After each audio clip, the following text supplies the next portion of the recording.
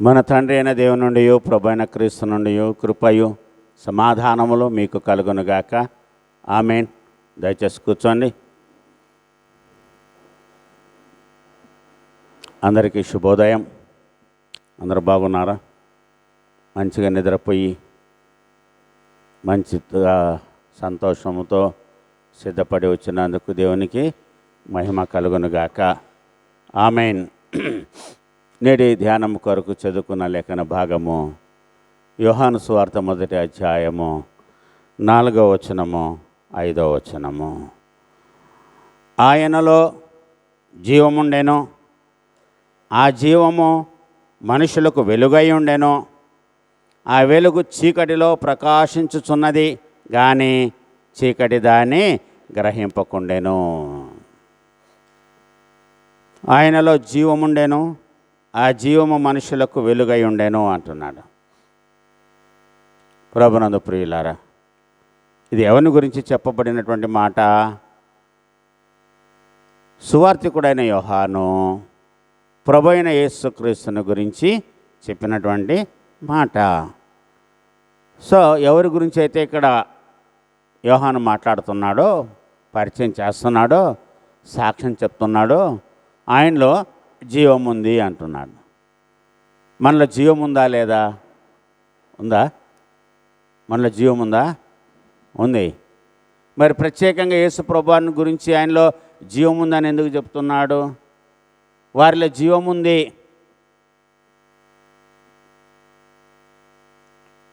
అని మనమే చెప్పుకుంటున్నాం. నాలో జీవం ఉంది. సో మనలో ఉన్నటువంటి జీవానికి, యేసు ప్రభువులో ఉన్నటువంటి జీవానికి మధ్యన తేడా ఏదైనా ఉందా? వ్యత్యాసము ఏదైనా ఉందా? ఆలోచించాలి. ఆలోచిస్తారా? సత్యమ్మ గారు తల ఊపారు కాబట్టి సత్యమ్మ గారు ఆలోచిస్తారు. యేసు ప్రభువులో ఉన్నటువంటి జీవము ఏంటి? ఎటువంటి ప్రాణం ఆయనలో ఉంది? ఇక్కడ యోహాను భక్తుడు యేసయ్యను గురించి చెప్తున్న మాటలు, ఆయనలో జీవం ఉంది, ఆ జీవం ఇతరులను వెలిగిస్తుంది.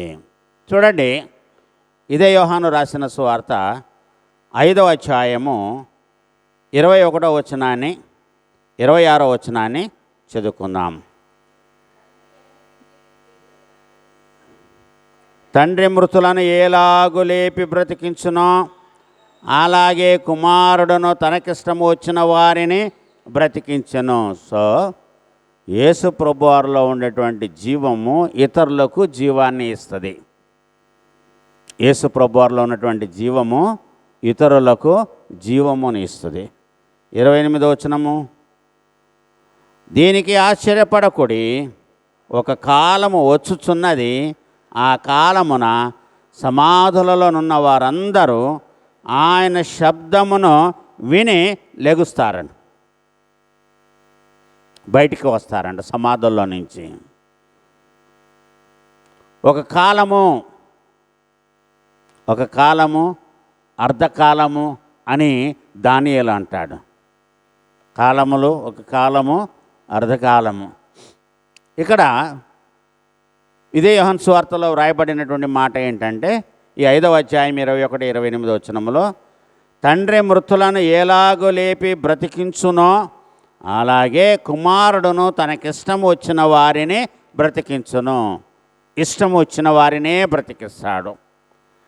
తనకు ఇష్టము కానటువంటి వారిని, ఇష్టము లేనటువంటి వారిని ఆయన బ్రతికించడు. సర్వోన్నతమైన స్థలములలో దేవునికి మహిమయు, ఆయనకిష్టులైన మనుషులకు భూమి మీద సమాధానము కలుగుతుంది. అంటే దేవునికి ఇష్టులే కాదు, అయిష్టులు కూడా ఉన్నారు. అంతే కదా దాని యొక్క భావము. మీకు ఎవరైనా ఇష్టం లేని వారు ఉన్నారా? మీకు ఎవరైనా ఇష్టం లేని వారు ఉన్నారా? లేదండి మాకు అందరూ ఇష్టమే అని అంటారా? చెప్పండి అమ్మా, అందరు ఇష్టమేనా? ఓకే. యేసయ్యకి ఎందుకు కొంతమంది ఇష్టం లేదు? మీకెందుకు అందరు ఇష్టము? సో మీరేమో అందరినీ ప్రేమిస్తారు, యేసయ్య కొందరినే ప్రేమిస్తారనే. మరి ఎందుకన్నారు? దేవదూతలు పరలోక సైన్య సమూహము ఆ దూతతో కూడా నుండి సర్వోన్నతమైన స్థలములలో దేవునికి మహిమయు ఆయనకి ఇష్టలైన మనుషులకు భూమి మీద సమాధానం. ఇక్కడ ఈ 5వ అధ్యాయం 21వ వచనంలో అంటున్నారు, తండ్రి మృతులను ఎలాగ లేపి బ్రతికించునో అలాగే కుమారుడును తనకిష్టమైన వారిని ఆయన లేపుతాడు. వచ్చిన వారిని, తనకు ఇష్టం వచ్చిన వారిని కుమారుడైన క్రీస్తు బ్రతికిస్తాడంట. పౌలు రోమీయులకు రాసిన పత్రిక 9వ అధ్యాయము 18వ వచనాన్ని చదువుకుందాం. 9:18.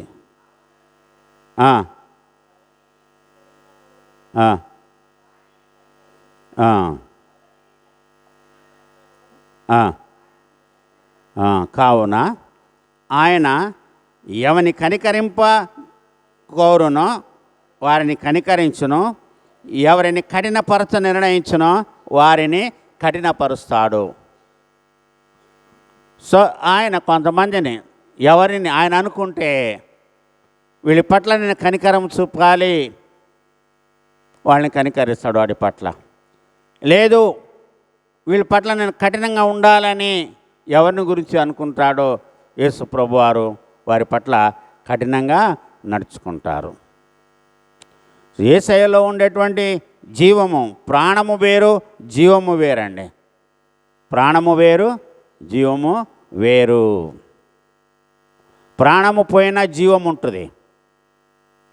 ఆ జీవం ఏంటంటే మనం వెలిగిస్తాం కదా ఇతరుల్ని. మనం బతికున్నప్పుడు, మనలో ప్రాణం ఉన్నప్పుడు మనము కొంతమందిని మంచి మార్గంలో నడిపిస్తాం. మనలో ప్రాణం ఉన్నప్పుడు మనం కొన్ని మంచి మాటలు మాట్లాడతాం. ఆ మాటలు విన్నటువంటి వారు మన ద్వారా ఊరట పొంది, సమాధానము పొంది, తమ నిర్ణయాలను మార్చుకొని మంచిగా జీవించే అవకాశం ఉంటుంది. సో ఇది జీవము, జీవము పోయడము. క్రొవ్వొత్తి తాను వెలుగుతూ ఇతరులకు దారి చూపుతుంది, వెలుగు చూపిస్తుంది. అది జీవము. కనుక యోహాను భక్తుడు యేసుప్రభువుని గురించి మాట్లాడుతూ ఆయనలో జీవం ఉంది అన్నాడు. పైన ఏమన్నాడు? నిన్నటి మనం ధ్యానం చేసుకున్న వాక్యములో వాక్యము ఉండెను, వాక్యము దేవుని యొద్ద ఉండెను, ఆ వాక్యము దేవుడై ఉండెను. ఏంటి ఆ వాక్యము అనేది మరి ఆదికాండము 1వ అధ్యాయం 1వ వచనంలో చూసాము. దాని తర్వాత ఇక్కడ జ్ఞాపకం చేసుకున్నాము.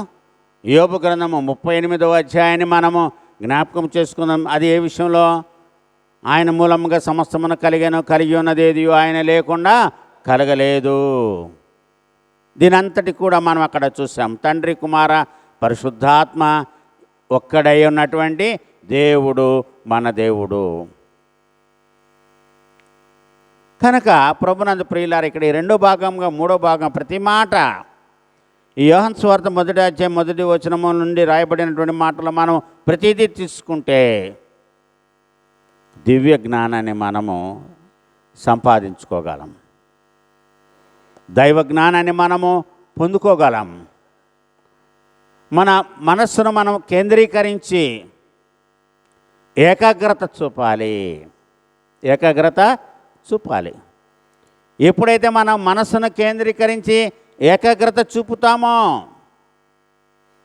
యేసు కొంతమందిని స్వస్థపరిచేటప్పుడు ఏమన్నాడంటే నా వైపు చూడమన్నాడు. పేతురు, యోహానులు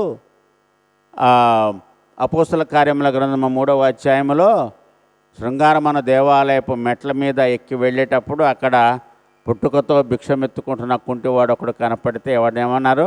మా వైపు చూడము అన్నారు. వాడు వారి వైపు తేరి చూచెను, తేరి చూచెను. ఈ తేరి చూచు అనేటువంటి మాటలో చాలా అర్థం ఉంది. ప్రభునందు ప్రియులారా, మా వైపు చూడము. ఇదిగో కొండల తట్టున కన్నులు ఎత్తుచున్నాను. చూస్తున్నాం పైకి, మనం చూడాలి. కనుక ప్రభునందు ప్రియులారా, మరి ఇక్కడ ఉండేటువంటి జీవము, మనలో ఉండేటువంటి జీవము ఇతరులకు జీవాన్ని ఇవ్వాలి. గుడ్డివాడు గుడ్డివాడికి తోవ చూపలేడు, కానీ చూపున్నవాడు గుడ్డివాడికి తోవ చూపాలి. ఒక చిన్న ఉదాహరణ ఏంటంటే, ఒక రాత్రిపూట ఒక గుడ్డివాడు ఒక చేతిలో కర్ర, ఒక చేతిలో లాంతర దీపము పట్టుకొని వెళుతున్నాడంట. రాత్రిపూట చీకటిలో గుడ్డివాడు, 2 కళ్ళు కనపడవు. ఆయన ఒక చేతిలో కర్ర, రెండో చేతిలో దీపము పెట్టుకొని వెళుతున్నాడంట. ఎదురుగా వచ్చేవాళ్ళు ఒకళ్ళిద్దరు చూసి నవ్వారంట. నవ్వి ఆయన దగ్గరికి వచ్చి, నువ్వు గుడ్డివాడు కదా, నీ చేతుల్లో లాంతరెందుకు అని ఆయన అడిగాడంట. అప్పుడు ఆ గుడ్డివాడు అన్నాడంట, అయ్యా ఇది నా కోసం కాదు, ఇది మీకోసము. మీరు నడుస్తున్నప్పుడు నన్ను చూడాలి, నేను గుడ్డివాడిని అని నన్ను చూసి నన్ను తప్పుకొని వెళ్ళడం కోసమే, మీకు దారి చూపడం కోసం నేను ఈ యొక్క దీపాన్ని వెలిగిస్తున్నాను, మీకు దారి చూపడం కోసం అన్నాడు. ఇందులో చాలా భావం ఉంది. సో ఒక గుడ్డివాడు లాంతర చేత పట్టుకొని తన కోసం కాకుండా తనని ఎదురుగా వచ్చి ఎవరు కూడా గుద్దకుండా తాను పడిపోకుండా ఉండడం కోసం తనను తప్పుకొని వారు వెళ్ళాలని. ఇది జీవము అంటే. ఇందులో జీవం ఉంది. సో జ్ఞానాన్ని బోధిస్తున్నాడు ఆ మనిషి. జ్ఞానం అంటేనే జీవము, లైఫ్. కనుక యేసు ప్రభువారిలో దేవుని కుమారుడైనటువంటి యేసుక్రీస్తు ఈ లోకానికి వెలుగుగా వచ్చాడు కదా, నేను ఈ లోకానికి వెలుగై ఉన్నాను అని అన్నాడు ఆయన. తర్వాత అన్నాడు, మీరు ఈ లోకానికి వెలుగై ఉన్నారు. ఎవరు కూడా దీపము వెలిగించి అది కొంచెం కింద కానీ మంచం కింద కానీ పెట్టరు, కానీ అందరికీ వెలుగు ఇవ్వడం కోసం దాన్ని దీపస్తంభము మీదనే పెడతారు. కాబట్టి మత్తయి సువార్త 5వ అధ్యాయం 16వ వచనంలో యేసయ్య అన్నమాట చదవండి. మత్తయి సువార్త 5:16, మనుషులు మీ సత్క్రియలను చూచి పరలోకమందున్న మీ తండ్రిని మహిమపరచునట్లు వారి ఎదుట మీ వెలుగును మీ జీవాన్ని ప్రకాశింపనీయండి. సో ఇక్కడ వెలిగించేది ఏంటంటే జీవం అంట. ఆయనలో జీవం ఉండెను, ఆ జీవము మనుషులకు వెలుగై ఉండెను. సో మనలో ఉన్నటువంటి జీవము కూడా లోకానికి వెలుగును చూపించాలి. అందుకని అన్నాడు, పరలోకమందున్న మీ తండ్రిని మహిమపరచునట్లు వారి ఎదుట మీ వెలుగును, మీ జీవాన్ని ప్రకాశింపనీయండి. ప్రభునందు ప్రియులారా గమనించండి. అపోస్తల కార్యముల గ్రంథము 2వ అధ్యాయంలో పెంతెకోస్తు పండుగ రోజున 3000 మంది కంటే ఎక్కువ మంది ఒక మేడగదిలో ఉండి, అదొక స్టేడియం అనుకోండి, అక్కడ ప్రార్థన చేసుకుంటూ ఉంటే అక్కడ ఏం జరిగింది? పరిశుద్ధాత్మ వారి మీదికి వచ్చింది. ఎలా కనపడింది? వారి మీదకి వచ్చిన తర్వాత అందరికి అది ప్రభునందు ప్రియులు వారి తలల మీద నాలుకలులాగా విభాగింపబడినట్లుగా మనం అక్కడ చూస్తాం. అగ్ని జ్వాలల వంటి నాలుకలుగా విభాగింపబడి వారికి కనబడి వారిలో ఒక్కొక్కరి మీద రాలగా అందరూ పరిశుద్ధాత్మతో నిండిన వారై ఆ ఆత్మ వారికి వాక్శక్తిని అనుగ్రహించిన కొలది అన్య భాషలతో వాళ్ళు మాట్లాడిరి. అగ్ని జ్వాలల వంటి నాలుకలు విభాగింపబడినట్టుగా పడ్డాయని చెప్పట్ల, విభాగింపబడినట్లుగా కనపడ్డాయి. అంటే వాళ్ళు వెలిగారు, ఎందుకంటే వారి మీదకి పరిశుద్ధాత్మ, వారి జీవము కనబడుతుంది. వీరు జీవము కలిగినటువంటి వారు, వీళ్ళు జీవమును కలిగినటువంటి వారు అక్కడ స్పష్టంగా కనబడుతుంది. ఎప్పుడైతే పరిశుద్ధాత్మ వారి మీదికి వచ్చిందో, పెంతెకోస్తు పండుగ దినము వచ్చినప్పుడు అందరూ ఒకచోట కూడి ఉండిరి. అప్పుడు వేగముగా వీచు బలమైన గాలి వంటి యొక్క ధ్వని ఆకాశము నుండి అకస్మాత్తుగా కలిగి వారు కూర్చుండి ఉన్న ఇల్లంతయు వ్యాపించెను. మరి అగ్ని జ్వాలల వంటి నాలుకలు విభాగింపబడినట్టుగా వారికి కనబడి వారిలో ఒక్కొక్కని మీద వ్రాలగా, విభాగింపబడి ఒక్కొక్కరి మీద వ్రాలినట్టు కనపడుతుందంట. క్రొవ్వొత్తి పైన వెలుగుతుంటుంది కదా, అలా కనపడే ప్రతి ఒక్కరి నెత్తి మీద. అంటే వాళ్ళు శుద్ధీకరింపబడ్డారు. వారిలో ఉన్నటువంటి పరిశుద్ధత అందరికీ కనపడింది. వారిలో ఉన్నటువంటి పరిశుద్ధత అందరికీ కనపడింది. సో మనలో ఉన్నటువంటి పరిశుద్ధత కూడా అందరికీ కనపడాలి. అదే జీవము. అందుకని దేవుడైన యెహోవా మోషేకి ఇచ్చినటువంటి ధర్మశాస్త్రంలోని లేవియ కాండములు అన్నాడు, మీ దేవుడనైన యెహోవాను నేను పరిశుద్ధుడను గనక మీరును పరిశుద్ధులై ఉండండి. అదే పేతురు రాసిన మొదటి పత్రిక 1వ అధ్యాయము 16వ వచనంలో అదే చెప్పాడు. ఈ విధంగా రాయబడి ఉందయ్యా, మీరు పరిశుద్ధులుగా ఉండండి అంటే జీవమును కలిగి ఉండండి అని అర్థం. కనుక ఇక్కడ చెప్తున్నాడు, ఆయనలో జీవముండెను, ఆ జీవము మనుషులకు వెలుగై ఉండెను. జీవము మనుషులకు వెలుగిస్తుంది, ఇవ్వాలి. చూడండి 8వ అధ్యాయము 12వ వచనం చదువుకుందాం. ఇదే యోహాను రాసిన సువార్త 8వ అధ్యాయము 12వ వచనం. మరియు యేసు, నేను లోకమునకు వెలుగై ఉన్నాను, నన్ను వెంబడించువాడు చీకటిలో నడవక జీవపు వెలుగు గలవాడై ఉండనని వారితో చెప్పాను. ఇక్కడ యేసయ్య చెప్తున్నాడు, నేను ఈ లోకానికి వెలుగుని. ఎవరైతే నన్ను వెంబడిస్తారో అటువంటి వారు చీకటిలో నడవకుండా వాళ్ళు కూడా జీవపు వెలుగు గలవారై ఉంటారు. సో ఎవరైతే వెలుగై ఉన్నటువంటి క్రీస్తును రక్షకునిగా అంగీకరించి ఆయనను వెంబడిస్తారో, ఎందుకు నిద్ర చాలకపోయినా మనం లేచి సిద్ధపడి సంతోషంగా వస్తున్నామంటే ఆయనలో ఉన్న వెలుగును మనము చూచాము కాబట్టి, గుర్తుపట్టాము కాబట్టి, ఆయనలో వెలుగుని మనం చూసాము కాబట్టి మనము చీకటిలో నడవకుండా మనలో కూడా జీవపు వెలుగుని దేవుడు కుమారుడైన యేసుక్రీస్తు ఉంచాడు. జీవపు వెలుగు కాబట్టి దేవుడు మనకు మంచి చెడ్డల తెలివిని గ్రహించేటువంటి విచక్షణను ఇచ్చాడు. ఇది మంచి, ఇది చెడు, ఇది తీపి, ఇది చేదు, ఇది పులుపు, అవునా? స్పర్శ, అగ్ని దగ్గరికి వెళితే కాలుద్ది, ఐస్ ముట్టుకుంటే చల్లగా ఉంటుంది. ఇది జీవం యొక్క లక్షణాలు. ఇవన్నీ కూడా జీవం యొక్క లక్షణాలు. ఇతరులను వెలుగులో నడిపించడం అనేది జీవపు లక్షణాలు.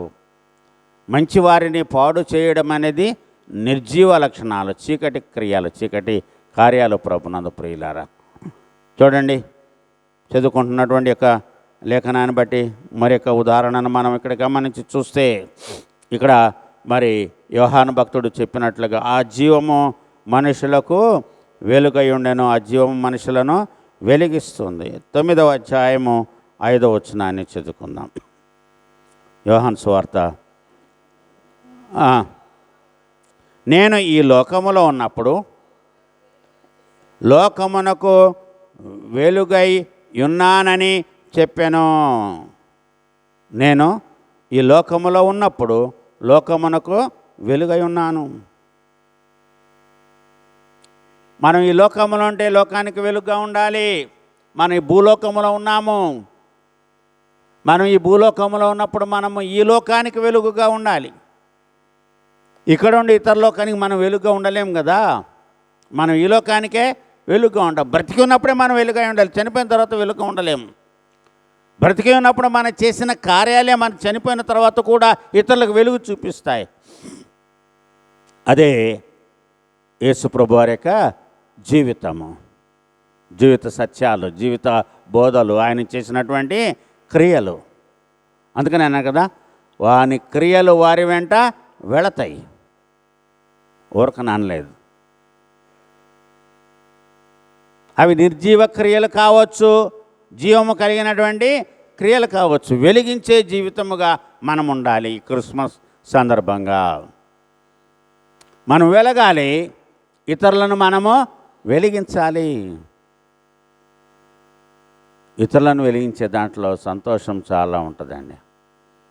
సంతోషము చాలా ఉంటుంది. మనం ఇతరులకు వెలుగు చూపుతున్నామంటే అది చిన్న విషయం కాదు, సాధారణమైనటువంటి విషయము కాదు. మనలో ఉన్నటువంటి దైవత్వ లక్షణాలు, మనలో ఉన్నటువంటి దైవత్వము ఇతరులకు కనపడాలండి.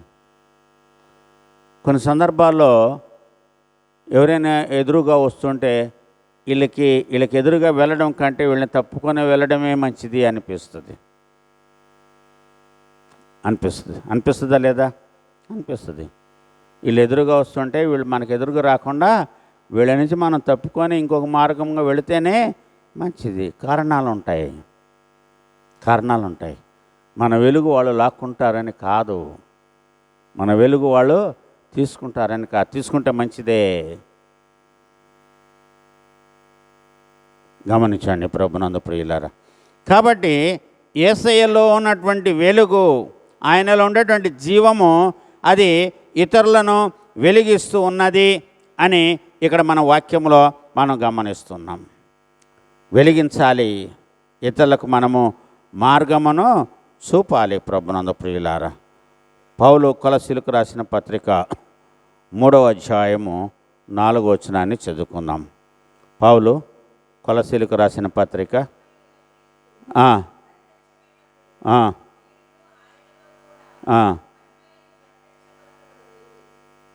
ఏమన్నాడండి? మనకు జీవమై ఉన్న క్రీస్తు ప్రత్యక్షమైనప్పుడు.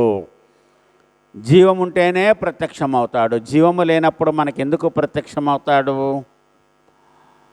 ఇక్కడ యేసుప్రభుని గురించి పౌలు ఇస్తున్నటువంటి సత్య సాక్ష్యం ఏంటంటే, మనకు జీవమై ఉన్న క్రీస్తు ప్రత్యక్షమైనప్పుడు.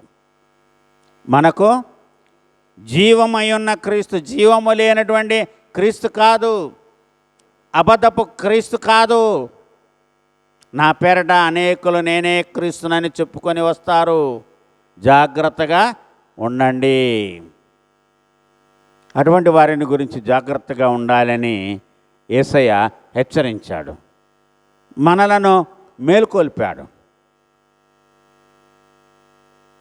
మీరు వెళ్ళిపోవాలని ఉందా మీకు కూడా వాళ్ళకలాగా అని యేసయ్య అడుగుతాడు. అప్పుడు శిష్యుల్లో ఒకడైన పేతురు అంటాడు, అయ్యా ఎక్కడికి వెళ్ళగలము? జీవము కలిగిన నిన్ను విడిచి మేము ఎక్కడికి వెళ్ళగలము?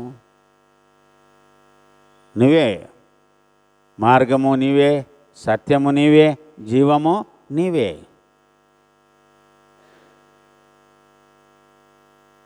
ప్రభునందు ప్రియులారా, ఆయన మనకు జీవమైనటువంటి దేవుడు, ఆయన మనకు వెలుగైనటువంటి దేవుడు. కనుక మరి ఈ సమయమున మరి పౌలు చెప్తున్నటువంటి, యోహాను భక్తుడు చెప్తున్నటువంటి మాటలను బట్టి, ప్రభు అయిన క్రీస్తుని గురించి ఇస్తున్నటువంటి సాక్ష్యమును బట్టి, ఆ వెలుగు చీకటిలో ప్రకాశించుచున్నది కానీ చీకటి దాన్ని గ్రహించలేదు. ఆ వెలుగు చీకటిలో ప్రకాశిస్తుంది. అవును, వెలుగులో వెలుగు ప్రకాశించదు, చీకటిలోనే వెలుగు ప్రకాశిస్తుంది. చీకటి ఉన్న చోటే వెలుగు కావాలి, అవునా? చీకటి ఉన్న చోటే వెలుగు కావాలి, అది ప్రకాశించాలి. చూడండి 3వ అధ్యాయము 19వ వచనాన్ని చదువుకుందాం. ఆ తీర్పు ఇదే, వెలుగు లోకములోనికి వచ్చెను గాని తమ క్రియలు చెడ్డవైనందున మనుషులు వెలుగును ప్రేమింపక చీకటినే ప్రేమించిరి.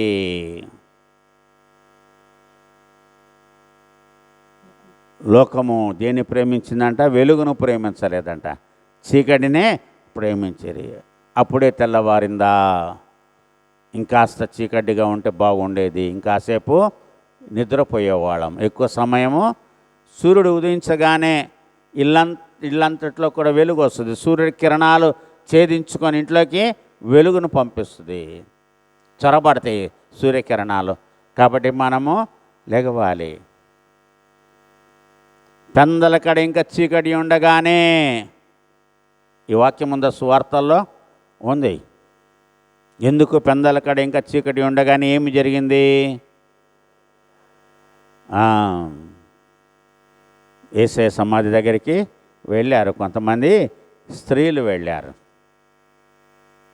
అంటే వాళ్ళకి తెలుసు వెలుగు వస్తుందని తెలుసు, వెలుగు వస్తుందని తెలుసు, వెలుగు వచ్చే సమయం అయిందని తెలుసు. అక్కడ ఇంకొక భావం ఏంటంటే క్రీస్తు లెగుస్తాడని తెలుసు, పునరుత్థానుడు అవుతాడని. వెలుగుకి ఉన్నటువంటి సంబంధం, అర్థం. మనమందరము కూడా ఈరోజు నా ప్రభునందు ప్రియులారా వెలుగు సంబంధులమే. మనము నిర్జీవమైన క్రియలు కాకుండా జీవము కలిగినటువంటి క్రియలను మనము చేయాలని దేవుడు మనల్ని ప్రేమించి తన కుమారుడైన క్రీస్తును ఈ లోకానికి వెలుగుగా పంపించాడు. ఆ వెలుగులో నడవడమే కాదు, మనము జీవిస్తూ వెలుగు కలిగి ఉండడానికి దైవకృప సదా మనకు తోడుగా ఉండునుగాక. ఆమేన్.